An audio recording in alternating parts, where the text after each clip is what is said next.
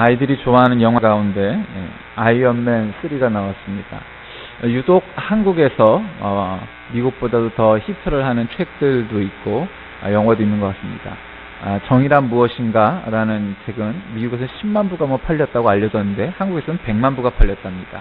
미국보다 훨씬 작은 나라인데 더 많은 관심을 갖는 것은 나름 한국 사람들의 정서에 맞는 일이 있었기 때문일 것이고, 아이언맨도 아마 그러라고 생각합니다. 얼마 전 로버트 다우니 주니어가 해외 중에서 가장 먼저 방문해서 한국을 첫 방문지로 선택했다는데, 그만큼 한국이 유독 아이언맨과 같은 히어로 시리즈를 좋아하는 나라인 것만은 사실일 것 같습니다. 왜 그렇게 한국 사람들은 이 슈퍼 히어로들에 대해서 관심이 많고 좋아하는 걸까요? 나라는 작고 자원은 부족하고 사람은 많은 그런 속에서 참 끊임없이 경쟁을 하다 보니 아마도 그런 슈퍼 히어로에 대한 그런 관심이 있는 게 아닐까 이런 생각을 합니다.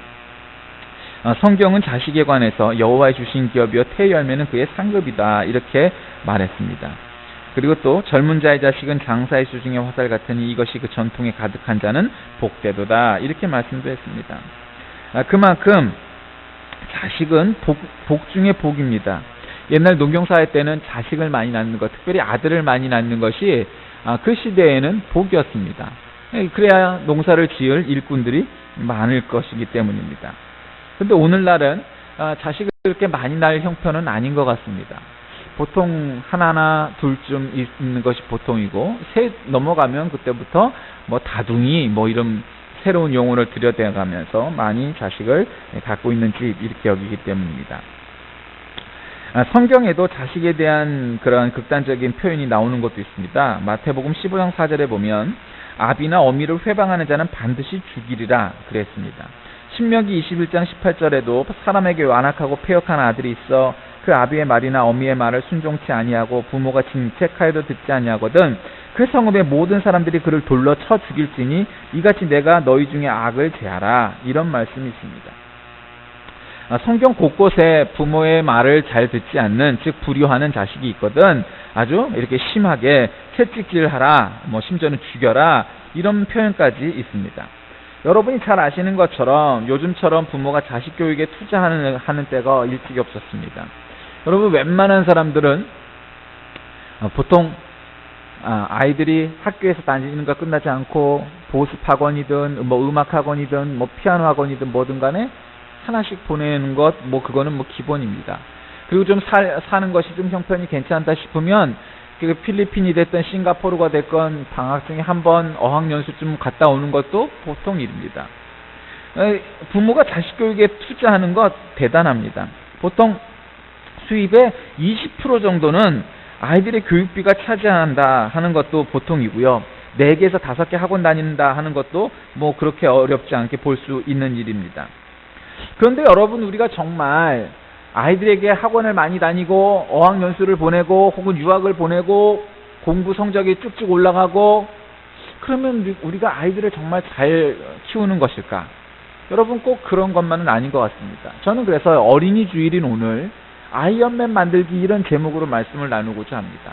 어쩌면 우리 부모들, 특별히 한국의 부모들에게 자식을 키우면서 우리는 슈퍼히어로와 같은 아이언맨을 만들고자 하는 마음이 부모 가운데 있는 건 아닐까, 그런 생각을 하면서 그렇게 잡았습니다.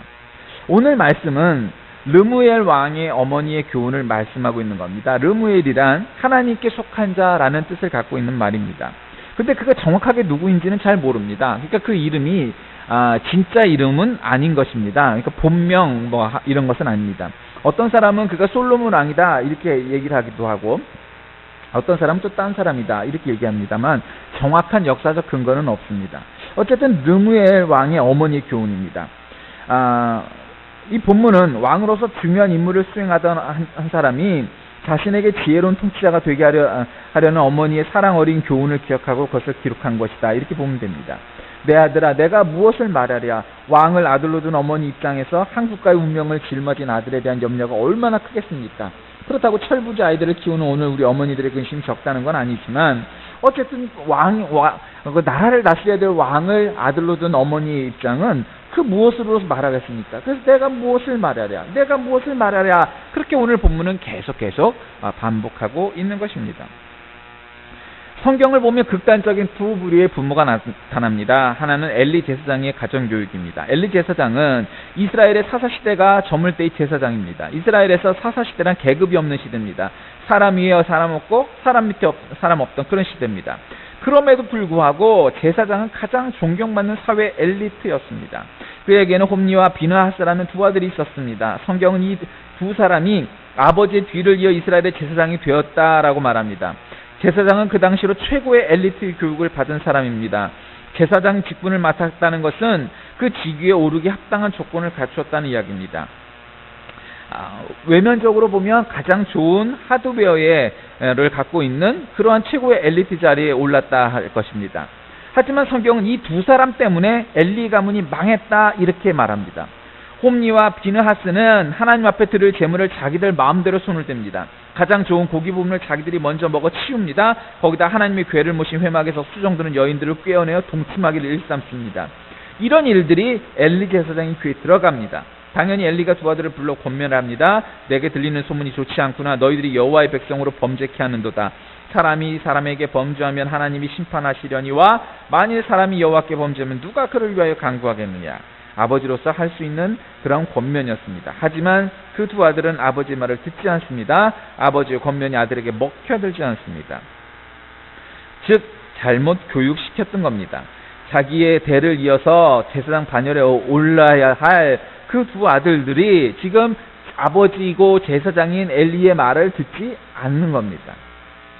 또 하나의 사람은 사무엘입니다. 잘 아시는 것처럼 사무엘은 한나가 나이 들어서 아주 어렵게 간신히 기도하여 서원하여 얻은 아들입니다.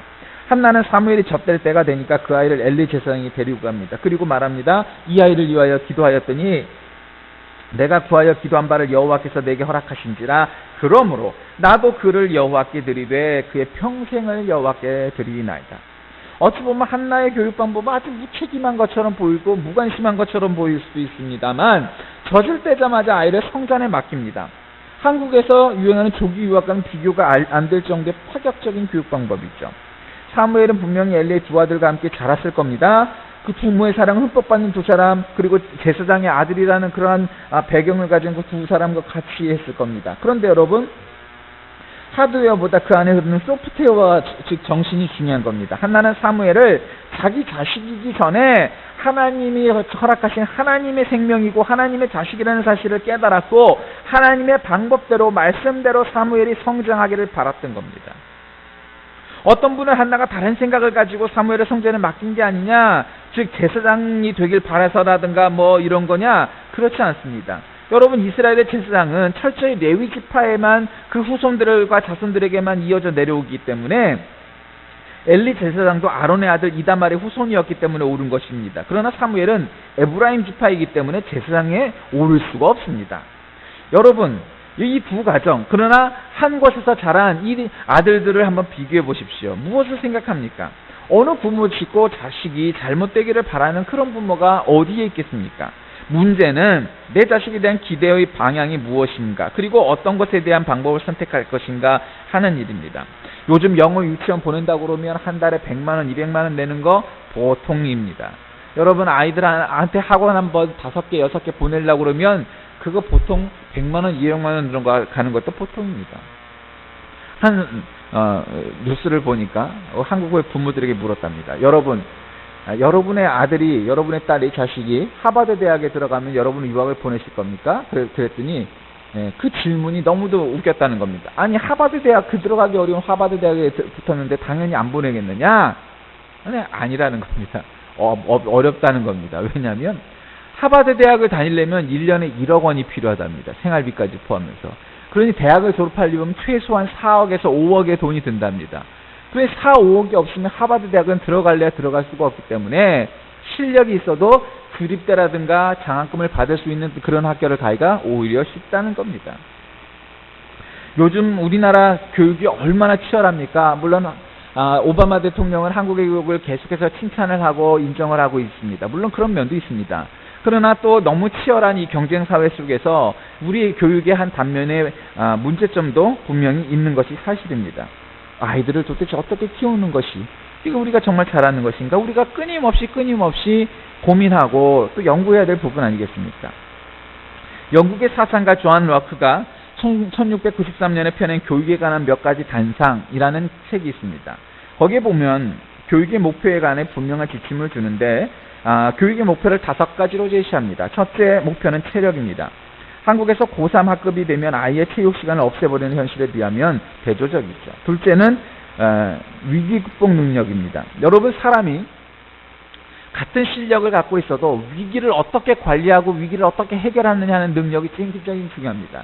제가 요즘 몇 번이라고 예를 들었지만 요즘 LA 다저스로 간 류현진 선수가 세계에서 가장 빠른 공을 갖고 있는 선수가 아님에도 불구하고 메이저리그가 가자마자 정상급 투수라고 인정을 받는 까닭이 무엇이라고 그랬습니까?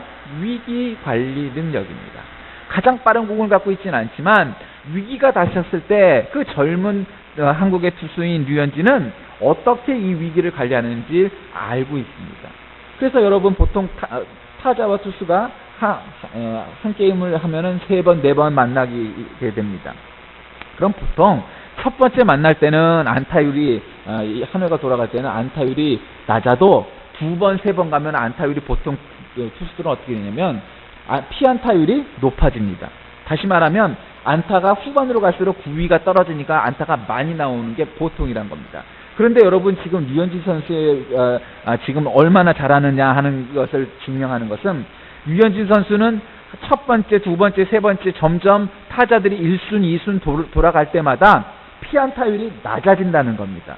그러니 여러분 얼마나 위기관리 능력을 더 잘하느냐. 한마디로 말하면 타자보다 머리를 더 잘 쓰고 있고 타자를 이기고 있다는 겁니다. 그러니까 처음 만날 때보다 나중에 후반으로 갈수록 더 잘하고 있다는 거죠.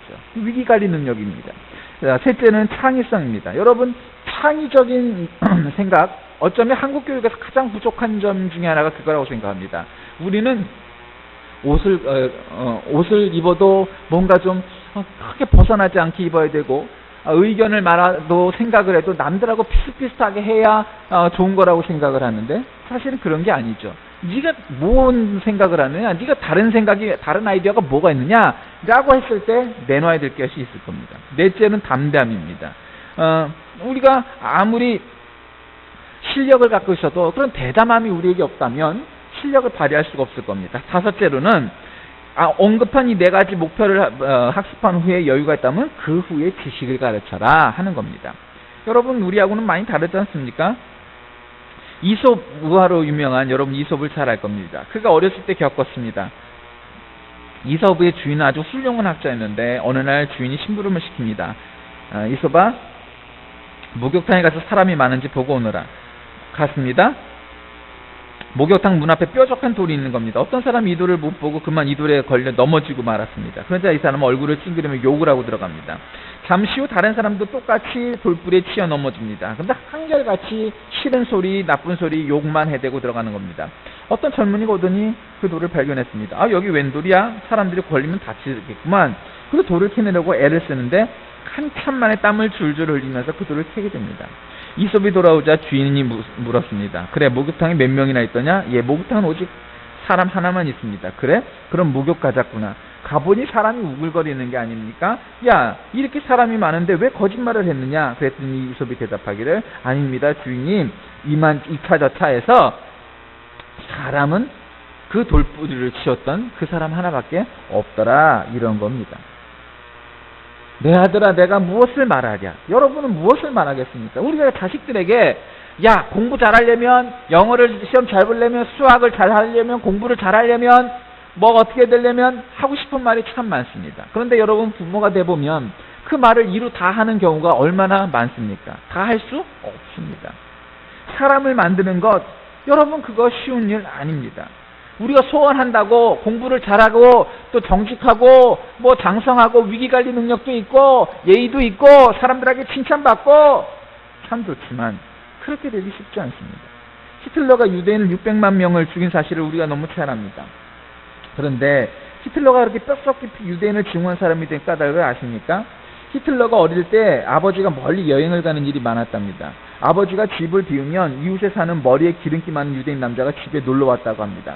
그런데 그리고는 그의 어머니와 히덕거리며 장난하다가 안방에서 한두 시간씩 있다가 그러고는 가곤 했답니다. 히틀러가 이것을 보면서 유대인을 증오하기 시작했답니다. 그의 나이가 불과 7살 때입니다. 우리가 교육 철학을 갖고 있는 것 중요합니다. 권면을 잘하는 것, 타이르는 것 중요합니다. 그런데 여러분, 우리가 정말 중요한 것은 뭐 그런 것뿐만 아니라 우리가 믿음으로 키우는 것인 줄 믿으시길 바랍니다. 하나님께 맡기는 것인 줄 믿으시길 바랍니다. 기도하는 것인 줄 믿으시길 바랍니다. 우리가 아이들한테 10마디 잔소리를 한다고, 10마디 권면을 한다고, 10번을 가르친다고 아이들이 그것을 정말 잘 듣겠느냐? 쉽지 않은 일입니다. 여러분, 우리도 자식의 입장에서 커왔기 때문에 잘 알지 않습니까? 10번 말하고 싶을 때 줄여서 한 번만 하게 됩니다.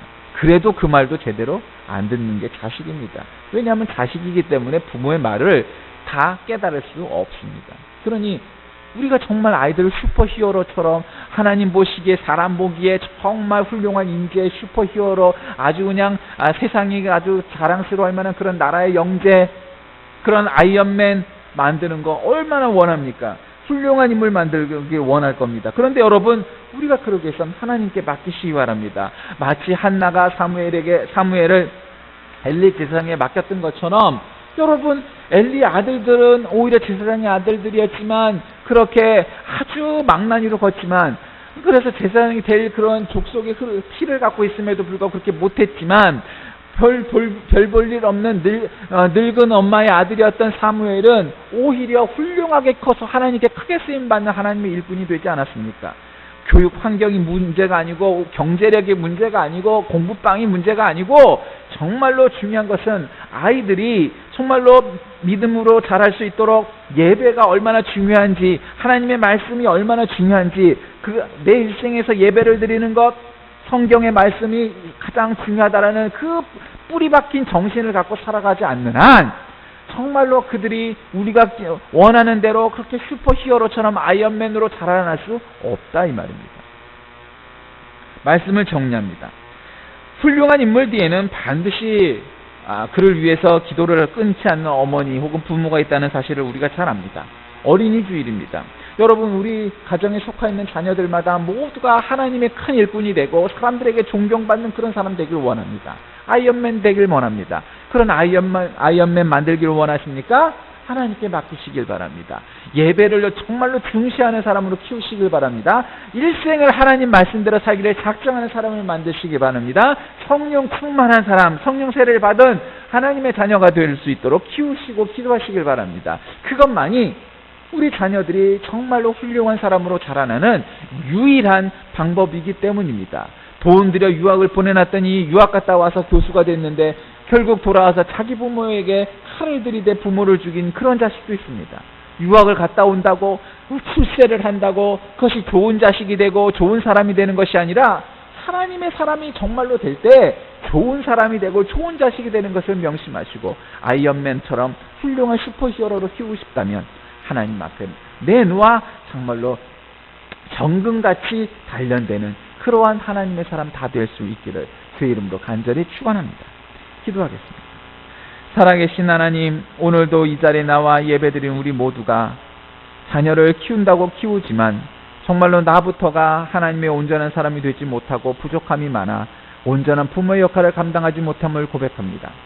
우리가 가르친다고 가르치나 그것이 온전한 가르침이 되지 못함을 고백합니다.